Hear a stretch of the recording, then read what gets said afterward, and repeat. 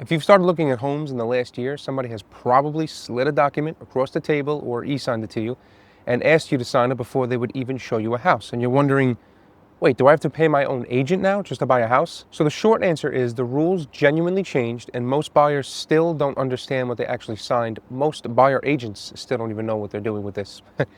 I'm Joseph Ranola with the Bridge and Boro Team at Real Broker, and I represent buyers across Staten Island and Brooklyn every day, every week. I put together a free plain English guide to how buyer agent commission works now on my website, ranolarealestate.com. Like every video I do, it is pinned in the comment below and in the description.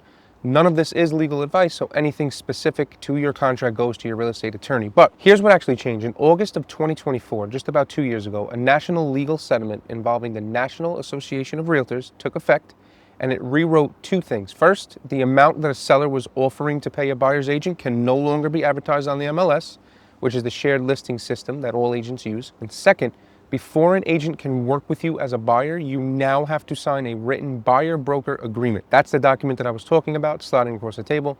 It's not a scam. It's not your agent freelancing. This is now required statewide, nationwide, before they can represent you or even go see a house with you. So let's demystify it, because signing something about money makes everybody nervous, especially when you just met this person, right? A buyer-broker agreement is just a written contract that spells out three things: what your agent will do for you, how your agent gets paid, and how you can end the relationship if it's not working. That's it. The single most important line in it is the compensation, and here's the part that most people leave out. The number is negotiable. It's not fixed. It's not set by law. It's not the same for everybody.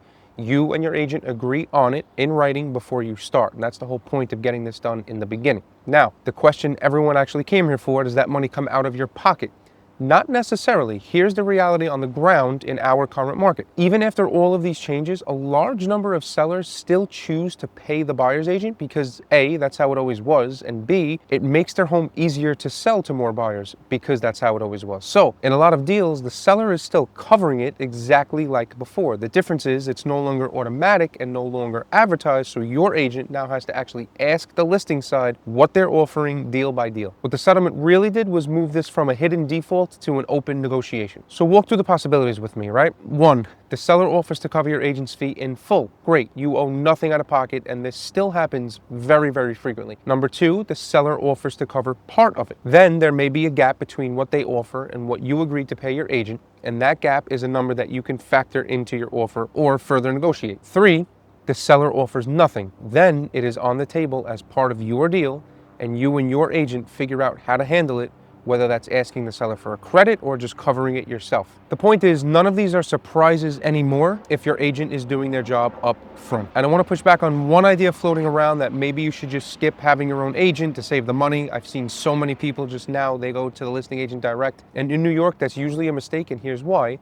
When you walk into an open house with no representation, the agent standing there works for the seller. Their legal duty is to get the seller the highest price and the best terms, not to protect you. So going unrepresented in an attorney-driven, high-stakes market like ours means that nobody at that table is on your side. A good buyer's agent earns their keep in the negotiation and the inspection alone long before you even get to closing. So here's what to actually do. Before you sign any buyer-broker agreement, read the compensation line, ask what it means in plain English, and ask how your agent handles it when a seller is not offering to pay. A straight answer to that question tells you everything about who you are working with. Do not sign a long exclusive lockup with somebody that you just met, and know that the number is negotiable always. The free guide, like I said, it breaks all of this down with the exact questions to ask on my website, ranolarealestate.com. Of course, again, I'll say it like every single video I do, I give you a resource.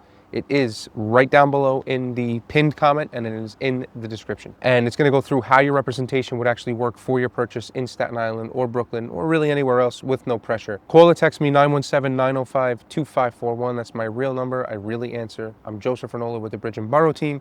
Subscribe for more honest talk about New York City real estate.